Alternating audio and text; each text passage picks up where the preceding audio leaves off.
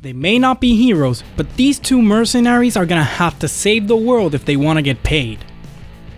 Welcome to Summed Up, the series where I take a game or piece of game media, summarize it, and then give it back to you. In this one, I go over Hunted, Demon's Forge. Karak runs through some ruins while the voice of a woman seductively talks to him, telling him that she can ease his guilt. When he reaches an opening, a demon appears and attacks him. Karak wakes up, startled from his nightmare. Elara, his elven companion, asks if he was dreaming about her again. He replies that he didn't like the ending this time. She says he probably just ate something bad. While on a job, they find a green skull-shaped stone, and when they approach it, the woman that talked to Karak in his dreams appears from a portal. She introduces herself as Seraphine and tells him that she can give them riches and power, but she needs a little favor for him to pick up the Death Stone. He argues that he's not gonna pick up a Death Stone next to a dead body. Seraphine explains that the name isn't so literal. She's bound to the stone and it will allow her to grant them unimaginable powers. Karak continues to argue while Elara reaches forth and touches the stone. They see a vision of a man fighting a dragon, and then that same man holding the stone surrounded by more dragons. When they come to, Seraphine is gone, but they hear her say that he knows they bonded with the stone and he's coming for them. Later, Seraphine appears before them again and tells the pair that she's the daughter of the Lord Mayor of Dyfed. All she asks is for them to seek him out. Dyfed needs them, and her father will make sure that they're well paid. She also asks them not to mention her when they talk to her father. When Elara asks why they shouldn't, Seraphine replies that her father has enough problems in his hands and she doesn't want to worry him more. When they make it to the town, they find it desolate and wrecked. Then they see a man thrown out of a window and killed by a wargar. The town has been overrun by them. The beasts are carrying prisoners over a bridge, but wargar don't take prisoners. Their only interests are looting, killing, and eating. They eventually find the Lord Mayor, who takes them to the safest place in Dyfed, the vault. Karak and Elara tell him that they heard Dyfed might be in need of their services. He tells them that it's his daughter. The wargar took her along with others. They had never attacked the town before, but now they've come out in force. Karak asks if he knows what would make the wargar attack. The Lord Mayor tells them that the creatures have been drinking some silver liquid that makes them incredibly powerful.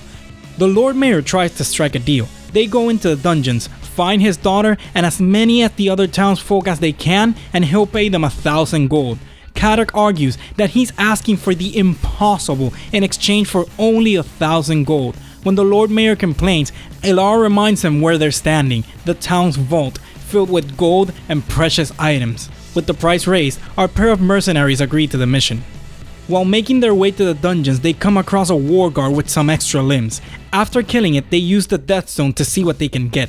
In a vision, they see a wargar priest telling others to bring prisoners, and if they do, they'll be rewarded with a silver liquid. The wargar drinks the liquid and sprouts arachnic-like limbs. Then, the wargar priest offers up the liquid to some thing, calling it their queen.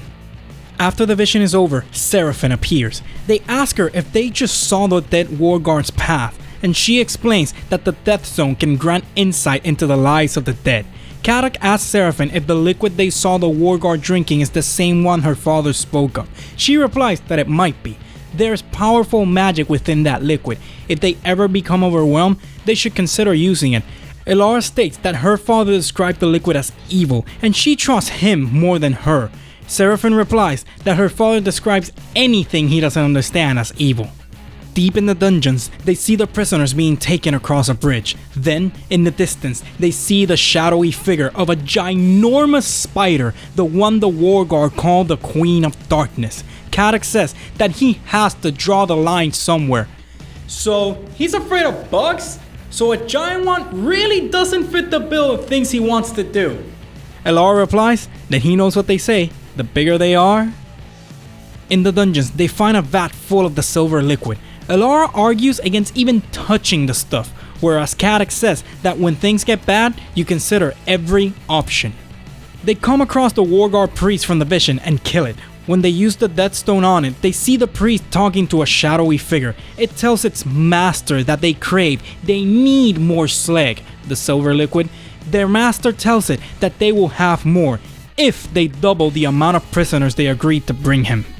In the dungeons, after Katak and Alara manage to kill the Queen of Darkness with the help of some ballistas, Seraphine appears to tell them that her physical body is being moved out of the dungeons by the War Guard. While making their way through a temple where they believe Seraphine's body to be, they see Minotaur and War Guard exchanging prisoners for slag. Alara goes to attack them and gets both her and Katak into a big fight. After they dispatch of the War Guard and Minotaur, Seraphine appears. Alara yells at Seraphine that she knew the Minotaurs were involved and they slaughtered all but a handful of elves, so she should be worried about what she might do to her physical body once she finds it. They see the prisoners being taken by boat to the city of Lear, though Katak says that there's no way that Lear would condone such a thing. When they reach the docks, they learn that he was right. They don't condone it. The glow in the distance spells that the city is on fire. In the city of Lear, our mercenaries find the king. They tell him that they've come in search of the daughter of the Lord Mayor of Dyfed. The king states that they must be mercenaries. It's because of people like them that the city lies in ruins. He explains that he hired a mercenary named Anuvan, whose name Alara and Katak recognize as being a famous dragon hunter, to slay a black dragon from the ruins of the city of Kalamur that plagued Lear. Equipped with the Deathstone, one of Lear's most powerful items, Anuvan went to Kalamur, and him and the dragon were never heard from again. They assumed he died while killing the beast. The king sent his men to investigate and learned that Anuvan had made Kalamur his stronghold and gathered an army of War Guard, Minotaur, and demons. Now he used his army to attack Lear.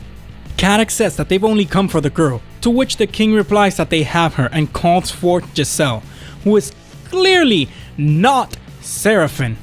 I knew it! That lying witch! I knew she had something up her sleeve! They tell Giselle to come with them so they can take her back home, but the girl states that the people of Lear need help. Katak yells in frustration that they're not there to save the world or even one city. They're not heroes. Alara, clearly thinking back on the genocide of her people, tells Katak that they can't just walk away.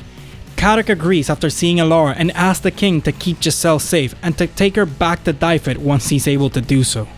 As they're making their way to Kalamur, Seraphine appears before them. Alara calls her out on her lies and threatens her. Seraphine explains herself by saying that she had no choice. They would have never gotten involved out of the kindness of their own hearts, so she offered them riches and powers in hope that they continue on their own once they saw what was going on. Our mercenaries tell her that they'll take Anuvan down, but not for her. They have their own reasons now.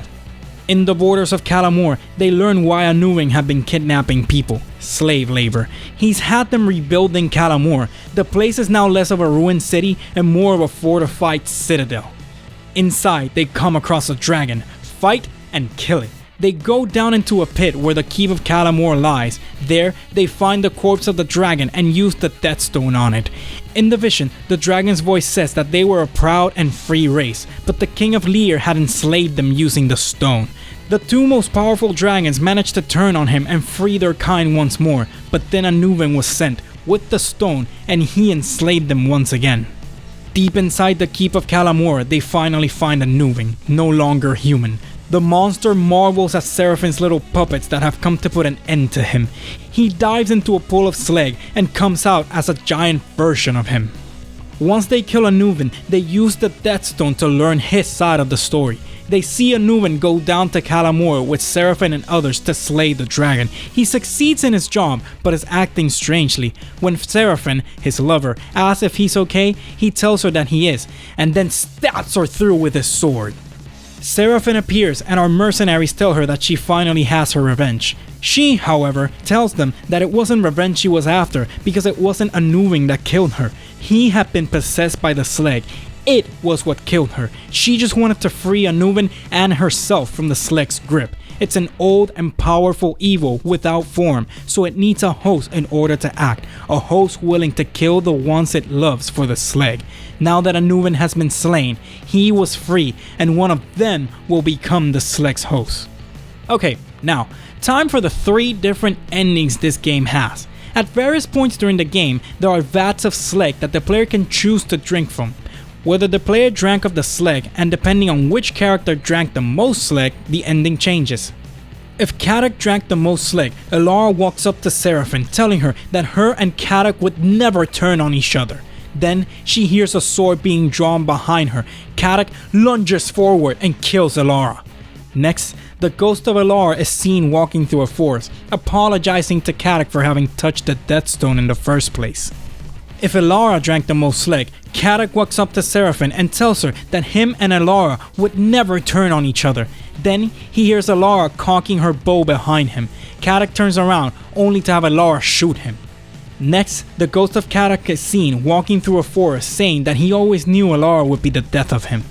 If Elara and Karak didn't drink slag, Elara walks up to Seraphine telling her that her and Karak would never turn on each other.